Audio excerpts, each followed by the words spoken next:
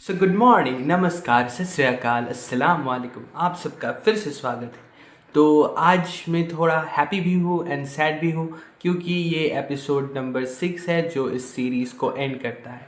Now today's discussion will be about idioms and phrases।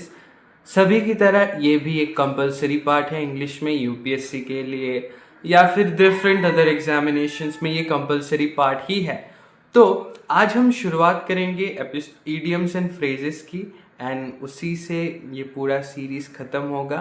Without any further delay, एडुलेज में आपका स्वागत करके I will start today's journey. So idioms and phrases का ये lecture शुरुआत करते हैं। एडुलेज में स्वागत है। Why idioms matter in these exams, UPSC या फिर डिफरेंट एग्जाम्स जिसका ये पार्ट है। तो ये सेंटेंस का इंटरप्रिटेशन इम्प्रूव करता है। For example there is a sentence जहाँ you need to add depth या फिर आपको इजीली वो आंसर समझ में आना चाहिए, then you can use idioms। और सेंटेंस का मीनिंग समझने में ये बहुत हद तक हेल्प्स। अब ये फ्रीक्वेंटली यूज़ होता है कंप्रीहेंशन एंड सेंटेंस करेक्शन में। It adds flair and clarity to the writing जो आप लिख रहे हो। नाउ idioms एंड phrases ज़रूरी क्यों है? एग्जामिनेशन के लिए तो हमें पता चल गया कि ये किस किस चीज़ को टेस्ट करता है, पर ये रियल लाइफ में इसलिए ज़रूरी है क्योंकि it adds more colour, more vividness and depth to linguistics. मतलब आप एग्जामिनेशन में अगर GS1 फॉर एग्जांपल के कुछ पेपर के आंसर्स लिख रहे हो तो वहाँ if you use idioms and phrases then you are adding more depth to your answer. So teacher को लगता है कि इसे इन डेप्थ नॉलेज है and he can explain this things greatly, so he needs to get selected. इसी तरीके से idioms and phrases आपको यहाँ तो मदद करता ही है, आंसर लिखने में भी मदद करता है। So use this and maybe prepare a chart that will help you। अब ये तो समझ लिया हमने कि क्या है, क्यों ये हम यूज़ करते हैं। Now what are idioms? क्या है idioms? Idioms are actually a group of words whose meaning is not obvious from the individual words।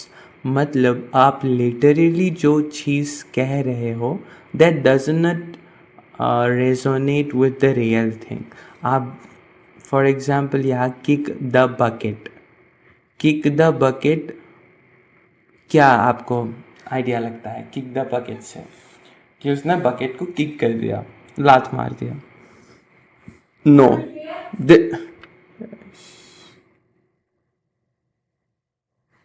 This is not correct because it refers to die. अगर कोई मरता है तो हम बोलते हैं kick the bucket. Common UPSC PYQs जो आप लोगों को पता होना चाहिए वो इंक्लूड करते हैं to call a spade, meaning to speak the truth even if it is harsh.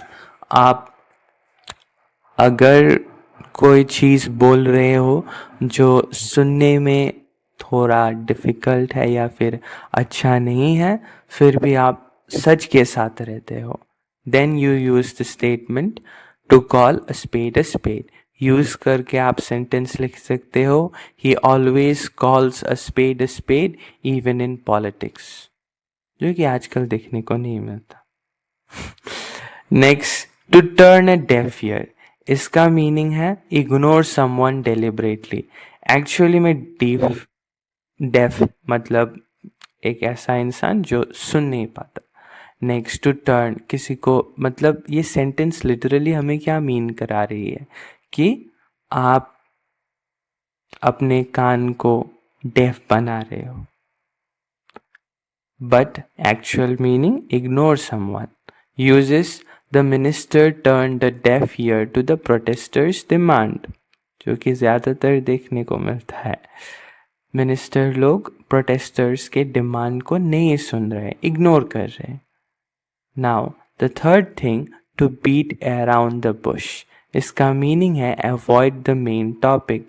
For example एक कैबिनेट बैठक या फिर एक डिस्कशन हो रहा है कुछ लोगों के बीच on the increasing prices of essential goods.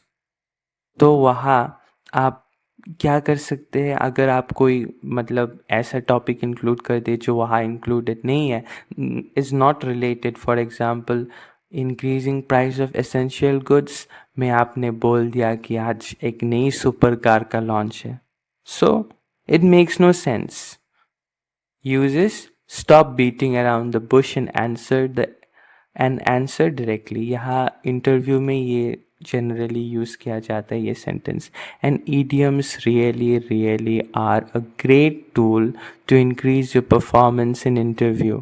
आप उससे बहुत ज़्यादा a kind of positive image generate करते हो, a depthful image कि आप बहुत स्मार्ट हो, आप वर्दी हो इसके लिए. Next, to be in hot water, meaning in trouble. Uses he found himself in hot water after leaking the papers. Paper leak करने के बाद वो डिफ़िकल्ट सिचुएशन में है, जैसे कि एसएससी ने किया था. To burn the midnight oil, meaning to work late into the night.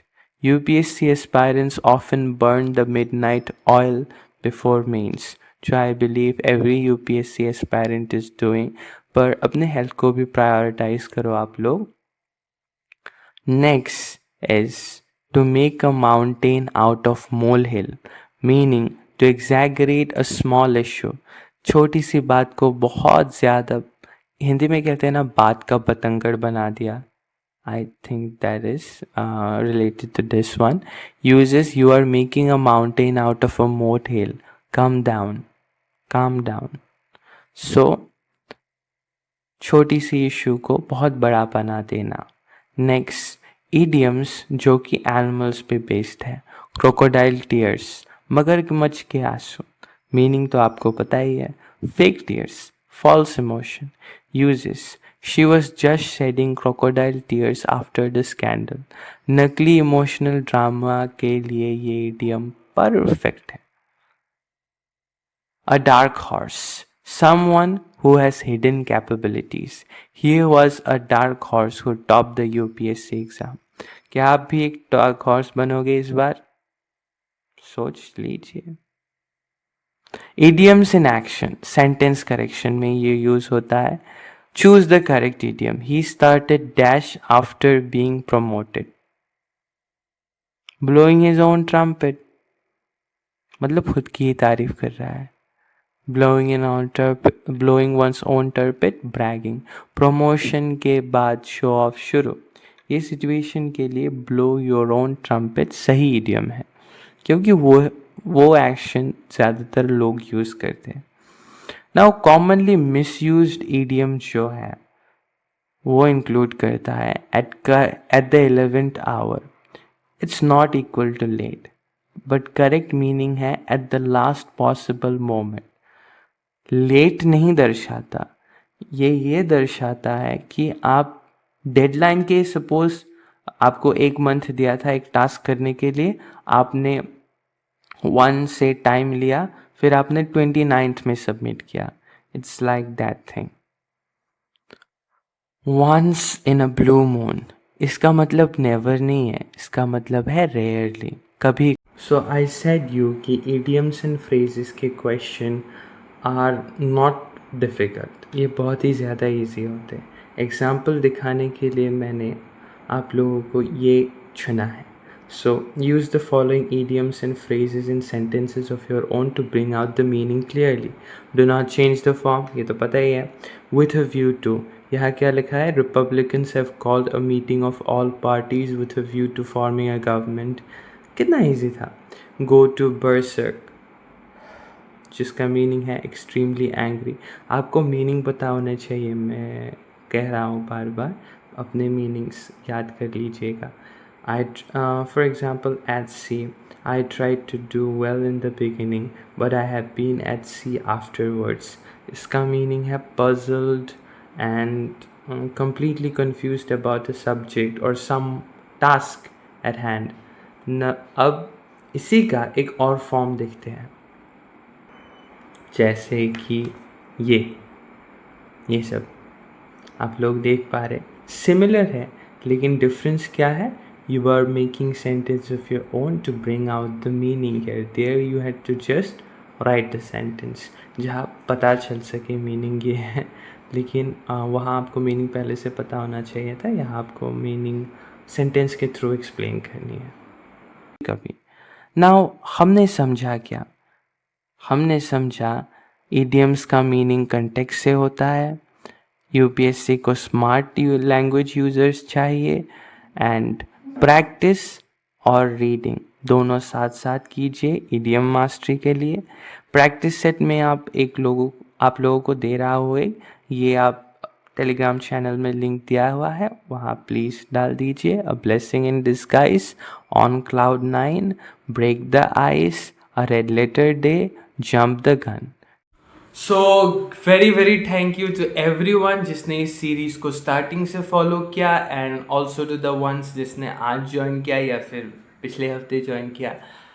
It took a great amount of time to make these videos and I really appreciate जिन लोगों ने लाइक किया, कमेंट किया, अपने डाउट्स टेलीग्राम पे पूछे, अपने doubts यहाँ पूछे, मैंने जो सवाल पूछा था उनका आंसर दिया। Thank you, it means a lot to me, and we will bring soon a more expertish type and a more leadership type course, जहाँ आप ज़्यादा जान पाएंगे इस पेपर के साथ साथ और एक पेपर में भी, and that will be coming soon. I hope every one of you wait for it, and उसी का वेट मत करते रहिए, जहाँ भी आपको सोर्सेज मिले वहाँ से स्टडी कीजिए। I am also providing free documents, free PDFs in my Telegram group. You can join this and study from there.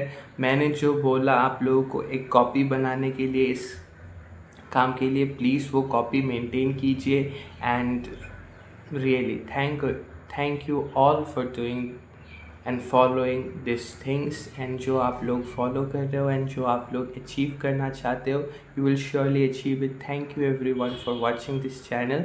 Like, share, subscribe, it helps me a lot. Bye bye, and I will see you in the next series और another short जो आज या कल आ जाएगा। बाय bye.